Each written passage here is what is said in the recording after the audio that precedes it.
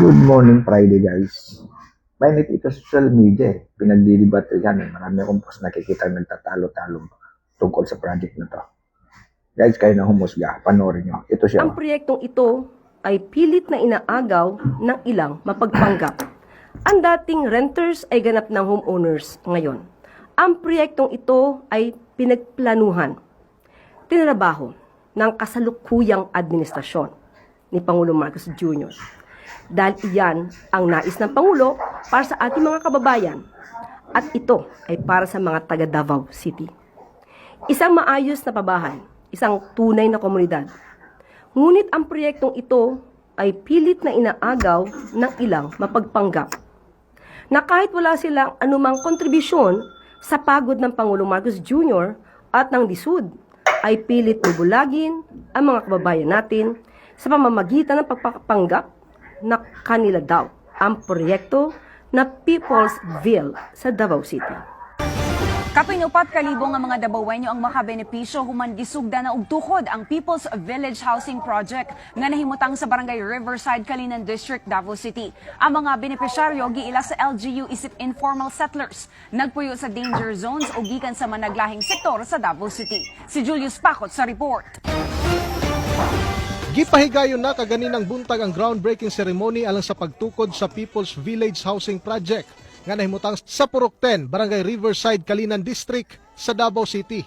Ang mga aktibidad gitambungan sa mga nagkadang opisyal sa Davao City hasta na usab ang mga opisyal sa Socialized Housing Finance Corporation kon SHFC. Pinasahi ang mamahimong klase sa maong pabalay, sanglit condominium type kini o vertical ang porma sa maong housing project. Matag unit adunay gidakon nga 36 square meters. Nahimutang kini sa 14.2 hectares nga luna sa usa ka 3-story building. Butangan kini og 72 ka mga condo type housing unit. Ay tayo po'y magkatulong-tulong at nang mapabilis po, mapadali at maayos po ang pagsasagawa po nitong ating proyekto. Samtang sumala pa sa SHFC, dakong tabang sa 60,000 nga backlog sa mga informal settlers sa Davao City ang mga proyekto. Una na usab kining giduso kaniadto ni kanhi Pangulong Rodrigo Duterte ug former Davao City Mayor ug Vice President Sara Duterte.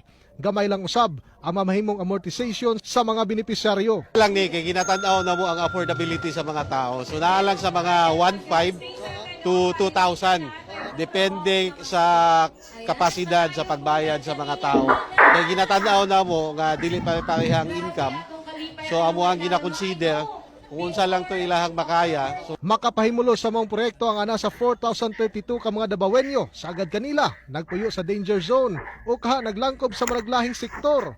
Busa, dili masukod ang kalipay nga ilang gibati sa mga napiling benepisyaryo sa mong pabalay. Labi na nga halos 4 ka tuig usab nila kining gihulat. At least karon na realize na gyud. From 2018 na mo nga paningkamot, nag-apply ni ani na nadyo katumanan. Kita na gyud nato nga nagihayag. Kay naanay mga pulong ba pagpasiguro sa tuwa, pero mas labaw na ron nga ni ana yung groundbreaking ba. Nakita na ginato ang katinuod gid ba sa mga programa nga. I'm so happy na nag-grant me sa amuang tugay na kayo gipangandoy na housing. Actually, Target nga mahuman ang mga proyekto sulod sa 3 ka tuig, dinhimo ng first phase sa mga proyekto sulod sa 8 ka bulan. Gawas sa mga balay, dunaw sa kini amenities sama sa basketball court, park, multipurpose building ug uban pa. Julius Pacot, So yun na para nga sa guys. bayan. Kaya nang sinabi ko sa intro, hindi ako magko-commenter dito. Kayo na lang po mag-comment. Babasahin ko na lang.